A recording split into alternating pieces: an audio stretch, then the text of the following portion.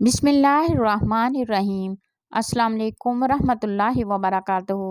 मोहतरम नाजरीन, आज की इस वीडियो में हम आपको बताएंगे कि वो कौन से 3 औकात हैं जब एक मुसलमान औरत अल्लाह तबारक व तआला के बेहद करीब होती है। नेक और पाक दामन औरत पर तोहमत लगाना कैसा है, इस पर भी बात करेंगे।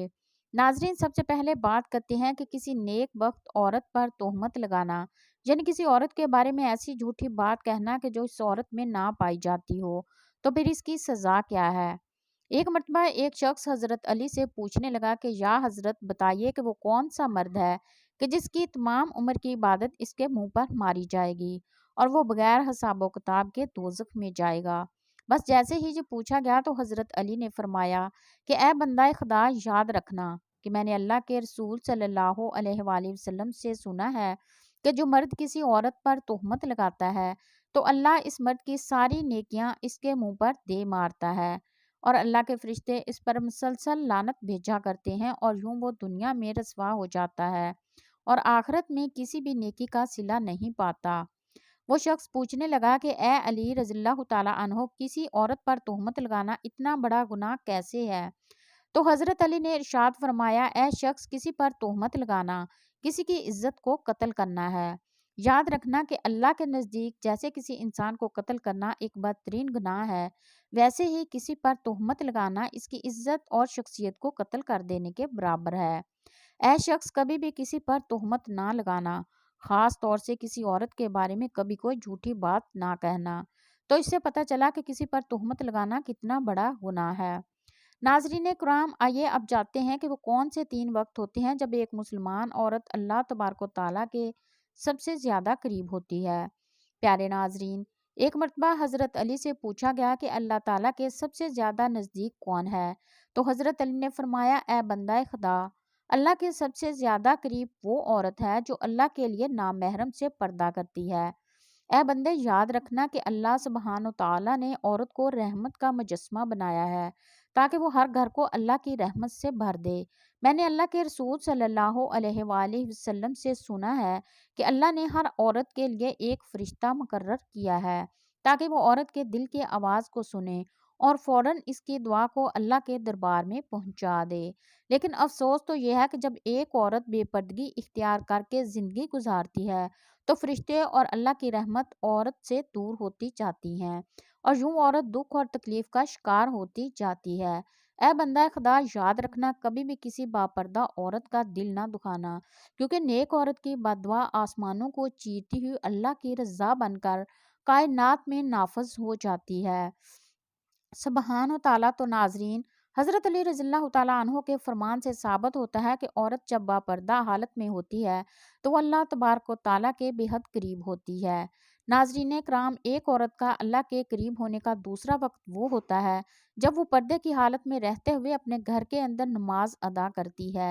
एक मरतबा हज़रत उम्मे हमीद रज़ियल्लाहु ताला अन्हा रसूलुल्लाह सल्लल्लाहु अलैहि वसल्लम के पास आई और अर्ज करने लगी, या रसूलल्लाह सल्लल्लाहु अलैहि वसल्लम, मेरा जी चाहता है कि मैं आप सल्लल्लाहु अलैहि वसल्लम के साथ नमाज पढ़ूं। मुसलमान भाई बहनों, इससे बड़ी कोई ख्वाहिश हो सकती है कि नबी करीम सल्लल्लाहु अलैहि वसल्लम की अमामत में नमाज पढ़ने का हुक्म मौका मिल जाए। मगर आगे की बात भी गौर से सुनिएगा।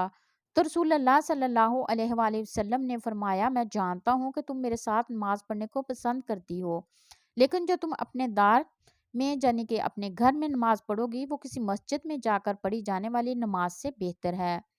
रसूलुल्लाह सल्लल्लाहु अलैहि वसल्लम ने फरमाया, चुप के जो औरत नमाज पढ़ेगी वो सबसे बेहतर होगी। हज़रत उम्मे हमीद रज़ियल्लाहु ताला अन्हा ने जब ये बात सुनी तो वापस चली गई।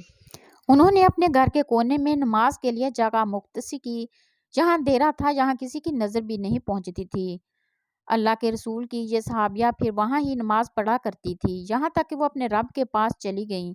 तो नाज़रीन कराम, इससे साबित हुआ कि जब एक औरत अपने घर के कमरे के अंदर अल्लाह के हुजूर सजदा रेज़ होती है तो इस वक्त वो सबसे ज़्यादा अल्लाह के करीब होती है। फिर वो जो भी मांगे अल्लाह तबारक व तआला अता फरमाता है। एक मरतबा हज़रत मूसा अलैहिस्सलाम ने अल्लाह सुब्हान ताला से पूछा कि ए मेरे खाल को मालिक, मुझे ये बता कि इस मौजूदा दौर में तुझे सबसे अजीज कौन है। تو اللہ تبارک و تعالیٰ نے جواب دیا کہ اے موسیٰ، اگر دیکھنا چاہتے ہو کہ مجھے عزیز کون ہے تو جاؤ کنعان کے ایک گاؤں میں، وہاں ایک عورت رہتی ہے، اس کا نام دیال ہے، وہ اس وقت مجھے سب سے زیادہ عزیز ہے۔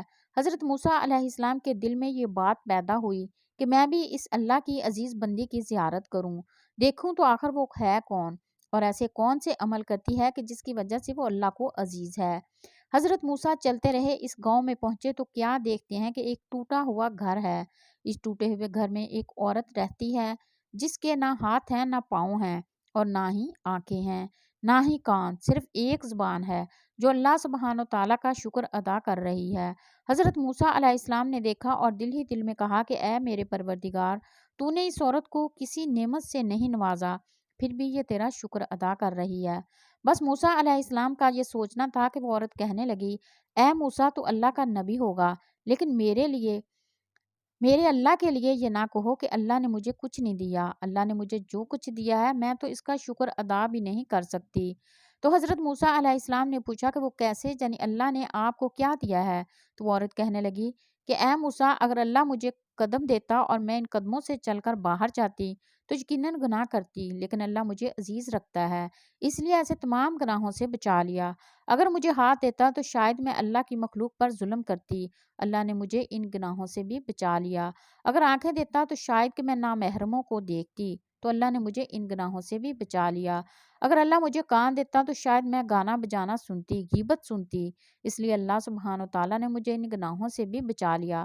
صرف مجھے ایک زبان دی ہے تاکہ میں اس زبان سے اس کا شکر ادا کر سکوں، اور اللہ سبحانہ و تعالیٰ نے میری روح کی آنکھوں کو اتنا منور کر دیا ہے کہ میں نے کبھی تمہیں دیکھا ہی نہیں، پھر بھی میں تجھے پہچانتی ہوں، کہ اب بتا کہ میں اس کریم اور رحیم اللہ کا شکر کیوں نہ ادا کروں۔ تو یہ سب سن کر حضرت موسیٰ علیہ السلام رونے لگے اور کہنے لگے کہ تمہارا ایمان تمہیں اللہ کے قریب کرتا ہے۔